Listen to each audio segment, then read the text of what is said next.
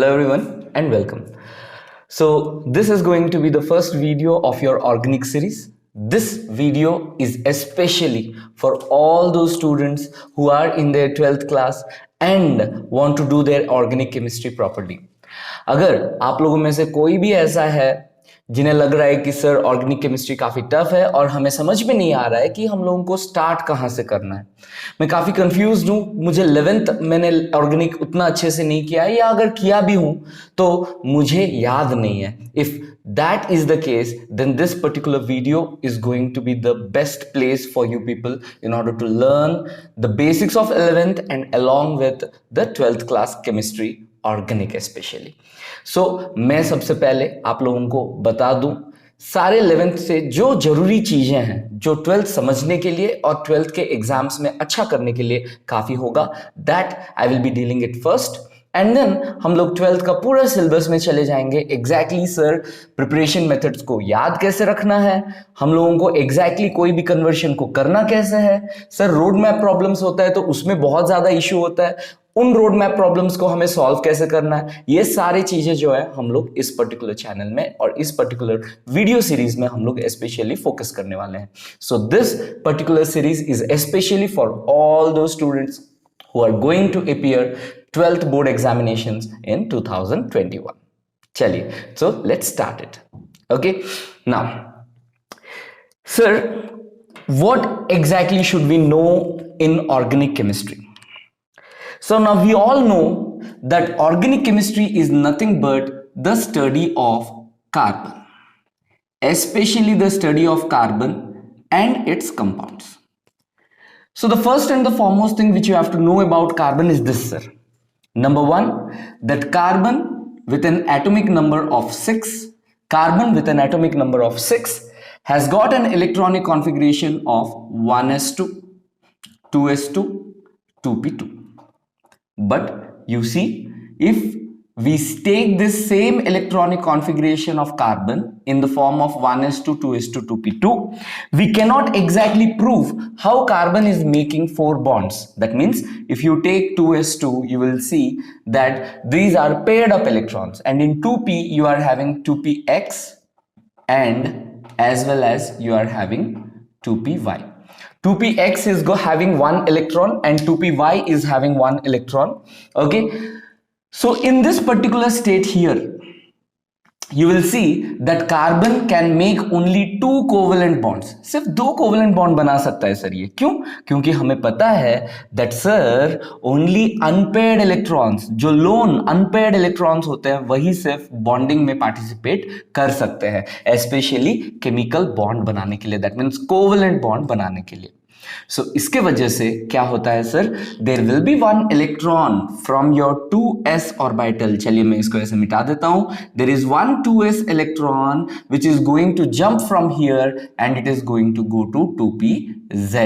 अब जब ये 2pz में जंप कर जाता है तो क्या हो जाता है सर यहाँ पे, नाउ कार्बन के पास 4 अनपेयर्ड इलेक्ट्रॉन्स है जिसके वजह से वो 4 कोवेलेंट बॉन्ड बना सकता है, तो यहां पे सबसे पहले हम लोग क्या सीखे sir, the most important thing is paired up electrons do not participate in bonding, unpaired electrons can share their electrons. That means अगर अनपेयर्ड इलेक्ट्रॉन्स हैं तो यहां पे अब कार्बन कहां चला जाता है, कार्बन चला जाता है आपका एक्साइटेड स्टेट में. कार्बन कहां चला गया अभी अपना एक्साइटेड स्टेट में. ग्राउंड स्टेट में कैसे होता है 2s2 2p2, बट अभी क्या हो रहा है 2s1 2p3. दैट मींस ये अपने एक्साइटेड स्टेट में चला गया है where now carbon can make 4 covalent bonds. यहां से आता है हमारा सबसे पहला खासियत कार्बन का, जो कि हम लोग बताते हैं that the carbon atom is tetravalent. Sir दो हमें लगता है सर टेट्रावैलेंट हो जाने से क्या खास हो जाता है, याद रखना, as carbon is tetravalent, now it can form bonds with almost all elements. आप लोग देखेंगे as it is tetravalent, it can form bonds with hydrogen, it can form bonds with sulfur, nitrogen, oxygen, halogens, fluorine, chlorine, bromine, iodine, ये किसी के साथ भी bonding कर सकता है. यही खासियत है अभी हमारा ये टेट्रावैलेंसी का. इसके साथ सर और कुछ खासियत है? Is there anything else which we must know about carbon? Sir carbon has got some beautiful catenation property. Sir हमें पता है ये कैटिनेशन हम लोग 10th क्लास में पढ़े थे, 11th में भी देखे थे ना। What exactly is catenation? Catenation is self linking property in order to form long chain compounds. That means carbon अपने आप में लिंकिंग कर सकता है, कार्बन अपने आप में इलेक्ट्रॉन्स को शेयर करके कोवलेंट बॉन्ड बना सकता है। एंड सर क्या ये सिर्फ कार्बन बना सकता है? ऐसा नहीं है sir. Carbon can show catenation, phosphorus can show catenation, there are many other elements, sulfur can show catenation, silicon can show catenation, there are many elements which can show catenation, but carbon can form long chain compounds which are much more stable, much more stable as compared to any other element out there in the periodic table. और कोई भी periodic table में element अगर हम लोग लेते हैं उसके compare में कार्बन का जो कैटिनेशन है ये काफी लंबा जा सकता है। You won't believe sir, 1500 carbons, 1600, 2000 carbons का भी हमारे पास चेन रहता है और वो काफी स्टेबल चेन होता है, right? So these are two important basic things जो हम लोगों को कार्बन के बारे में जानना काफी जरूरी है। ओके सर, ये तो काफी बेसिक है, ये हमें भी पता है। Okay, no problem. अब हम लोग थोड़ा सा और आगे बढ़ते हैं। Now what am I going to teach you? Sir, if once we have known about 1s2, 2s2, 2p2, the electronic configuration and other things, what is the next important thing which we must know? Okay, now catenation show करते करते हमारा carbon कुछ और भी खासियत है इसका। क्या है sir? Carbon has the capacity to form multiple bonds. Carbon has capacity to form multiple bonds. That means carbon can form C double bond C, C triple bond C and so on. यहां पे मैं एक छोटा सा important सा चीज बता देता हूं। ये हाइब्रिडाइजेशन का एक बहुत ही इंपॉर्टेंट चीज है जो आप लोगों को समझना है। Many a times you will be coming across this. Sir, whenever you are having a carbon atom and if it is making all single bonds, whenever you are having a carbon atom and if this carbon atom is making all single bonds, then the hybridization of this particular carbon atom will be sp3 hybridized. Okay, what exactly is this sp3 hybridization?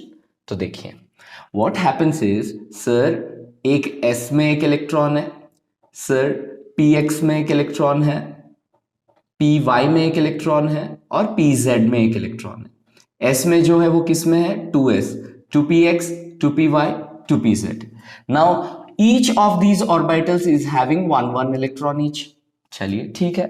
Now you will see one thing that 2s का जो energy है वो काफी कम है as compared to your p orbitals, px, py, pz. ये px, py, pz का energy जो है ये थोड़ा सा ज्यादा है as compared to your s orbitals. If you compare your s orbitals and if you compare your p orbitals, you will see that the energy of your s orbital is a little lesser as compared to the energy of your p orbitals. Now what is going to happen here? Sir, if the orbitals are undergoing intermixing, that means if all these orbitals will undergo intermixing and if they form 4 new hybrid orbitals, 1, 2, 3 and 4, if they are forming 4 new hybrid orbitals, what you will see is these 4 hybrid orbitals are going to have same energy, that is equal energy, and their shapes are going to be same, they are going to be symmetric, right? These are the things which are going to happen. तो अब क्या हो जाएगा sir? Sir अगर मेरा carbon है, यहाँ पे कार्बन अगर चारों के चारों सिंगल बॉन्ड बना रहा है तो क्या होगा? सारे ऑर्बिटल्स जो s, px, py, pz जो है they will undergo intermixing and they will form new hybrid orbital जिनका नाम होगा sp3 hybridized orbitals. इसका नाम क्या होगा sir? That will be sp3 hybridized orbitals. Now in orbitals में हर एक ऑर्बिटल में एक एक इलेक्ट्रॉन था पहले भी और अभी हाइब्रिडाइजेशन होने के बाद भी आपका हर एक ऑर्बिटल में एक एक इलेक्ट्रॉन आ जाएगा। Right. So now if hydrogen is coming या कोई कार्बन भी आ रहा है तो कोई प्रॉब्लम नहीं है, हाइड्रोजन आया, अपना s से एक इलेक्ट्रॉन को शेयर किया और अपना सिंगल बॉन्ड बना दिया। So whenever you are seeing that carbon is forming only single bonds, तो आप लोग आराम से बोल सकते हैं sir carbon has undergone sp3 hybridization. That means the carbon atom over there is sp3 hybridized carbon atom. चलिए बहुत अच्छा बात है। तो सर ये sp2 और sp होता क्या है, क्यों होता है sp2 या क्यों होता है sp? Now see sir, say for example carbon is forming a double bond with another carbon atom. Now आप लोगों को सबको पता होगा नीट में बार बार ये क्वेश्चन आता है sir that calculate the number of pi bonds and the number of sigma bonds in a given molecule, right? ये बहुत बार पूछा जाता है। सो अंडरस्टैंड दिस, जब मैं एक डबल बॉन्ड बोलता हूं there is one pi bond and there is one sigma bond over here. Okay, there is one pi bond and there is one sigma bond over here. Now यहां पे जो catching point है जो तुम लोगों को एकदम अच्छे से समझना है वो है तुम लोगों का pi bond. A pi bond results when there is a double overlap. Pi bond कैसे रिजल्ट होता है? जब एक डबल ओवरलैप होता है तब जाके एक पाई बॉन्ड रिजल्ट होता है, राइट? तो एक पाई बॉन्ड कैसे रिजल्ट हो जाएगा सर एग्जैक्टली अब हम लोग देखेंगे। If I am having p orbital of carbon तो क्या होगा, 1p orbital and another p orbital of carbon atoms. ये कार्बन एटम है, कार्बन 1 उसका p ऑर्बिटल है, there is one more carbon 2 and इसका एक p ऑर्बिटल है। When these two come closer and if these two are having overlap, तो ये किस टाइप का ओवरलैप होगा? डबल ओवरलैप होगा। और ये जो डबल ओवरलैप रिजल्ट करेगा आपका पाई बॉन्ड फॉर्मेशन के लिए। अब आप लोग ध्यान से देखिए सर एक चीज, क्या सर अगर मैं s ऑर्बिटल्स लेता हूं and if these s orbitals are overlapping they can never form a double overlap. Are you able to see this sir? If I am having an s orbital it will always give me a single overlap. ये double overlap कभी भी नहीं कर सकता है। तो as you can see very clearly s orbitals do not have the capacity to form pi bonds. तो इसी तरह से जैसे हमारा s है उसी तरह से हमारे हाइब्रिड ऑर्बिटल्स भी। I am not saying that hybrid orbitals are also having the same spherical structure, but hybrid orbitals भी इनके पास कैपेसिटी नहीं होता है डबल ओवरलैप करने का या पाई बॉन्ड्स बनाने का। Now this is one more thing which you have to remember, hybrid orbitals do not form, okay, hybrid orbitals do not form, okay, यहां पे लिख देता हूं मैं sir pi bonds, okay, hybrid orbitals do not form pi bonds, hybrid orbitals do not have the capacity to form pi bonds। तो अब sir यहां पे जो पाई बॉन्ड फॉर्म हुआ इसे फॉर्म होने के लिए एक p ऑर्बिटल को खाली छोड़ना जरूरी है। मेरा कहने का मतलब मैं और प्रॉपर्ली इसको समझा देता हूं आप लोगों को, ध्यान से देखिएगा। सर ये एक कार्बन एटम है, ये एक सिग्मा बॉन्ड बनाया, यहां पे सिंगल बॉन्ड, यहां पे एक सिग्मा बॉन्ड बनाया, यहां पे एक सिग्मा बॉन्ड बनाया। Now these three sigma bonds can be simply formed by hybrid orbital या फिर simply s orbitals. s orbital या हाइब्रिड ऑर्बिटल सिग्मा बॉन्ड बना सकते हैं, इसमें कोई भी प्रॉब्लम नहीं है। प्रॉब्लम कहां है? पाई बॉन्ड के पास। पाई बॉन्ड बनाने के लिए एक p ऑर्बिटल को खाली छोड़ना एकदम जरूरी है। Without a p orbital here specially for carbon, यहां पे पाई बॉन्ड बनाना बहुत ही मुश्किल है, right sir? So that is why हम लोग क्या करते हैं, हाइब्रिडाइजेशन जब होता है हम लोग यहां पे pz ऑर्बिटल को खाली छोड़ देते हैं। That means the pz is not going hybridisation, that means it is not undergoing intermixing. वो अगर इंटरमिक्सिंग नहीं होता है तो p ऑर्बिटल जैसे का वैसा बच जाता है। अब क्या क्या ओवरलैप हो गया, मतलब इंटरमिक्स हो गया, देखिए आप लोग ध्यान से, एक S इंटरमिक्स हुआ 2S, एक 2px इंटरमिक्स हुआ, एक 2py इंटरमिक्स हुआ, और कौन नहीं हुआ सर?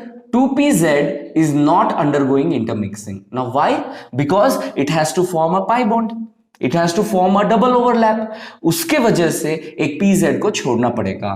तो सर आप हम लोगों को बताइए कि यहां पे कार्बन का हाइब्रिडाइजेशन क्या होगा। देखिए, how many s orbitals have participated? Only one has undergone intermixing. How many p? There are two p's which are undergoing intermixing. So that is why the hybridization of this particular carbon atom over here will be sp2 hybridized or sp2 hybridization. तो आप लोग क्या समझे sir अभी?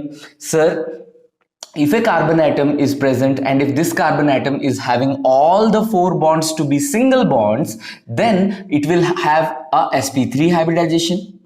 And if I am having a carbon atom where a carbon is forming a double bond, a pi bond, that means it is one p orbital has to be left vacant. That is why it is undergoing sp2.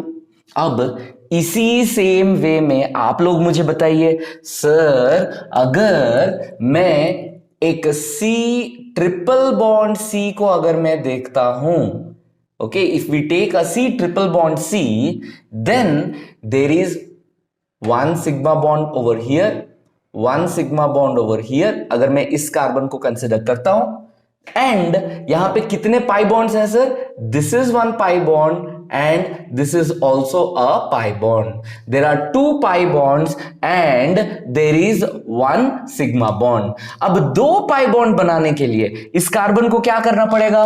पहले सिर्फ एक pz intermixing में नहीं गया था, अब क्या होगा?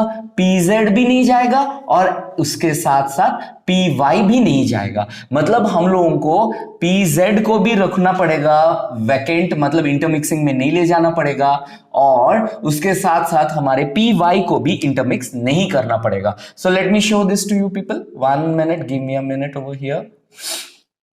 देखिए, मैं अब प्रॉपर्ली ड्रॉ करता हूं आप लोगों को समझाने के लिए। अगर pz मेरा ऐसा है ना, ये एक कार्बन का pz है, ये एक और कार्बन का pz है। अब मैं दूसरा कलर से ड्रॉ कर लेता हूं आप लोगों के लिए py। ओके, अगर मेरे पास py है, ओके, अगर मेरे पास py है, ओके, शायद ये पार्ट आप लोगों को अच्छे से नहीं दिख रहा होगा, सो एक सेकेंड मैं आप लोगों के लिए फिर से ड्रॉ कर देता हूं ताकि आप लोग क्लियरली समझ सकें। ओके, सो मैं ये पार्ट को हटा देता हूं सर, ये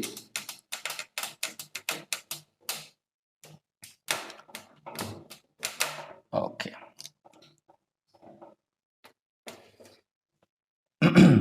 एक सेकेंड मैं यहीं पे लिख दे रहा हूं आप लोगों के लिए। देखिए, pz ऑर्बिटल कहां रहता है सर? Along z axis. ये एक और pz है जो कि है अलोंग z एक्सिस, ओके, दो अलग अलग कार्बन का।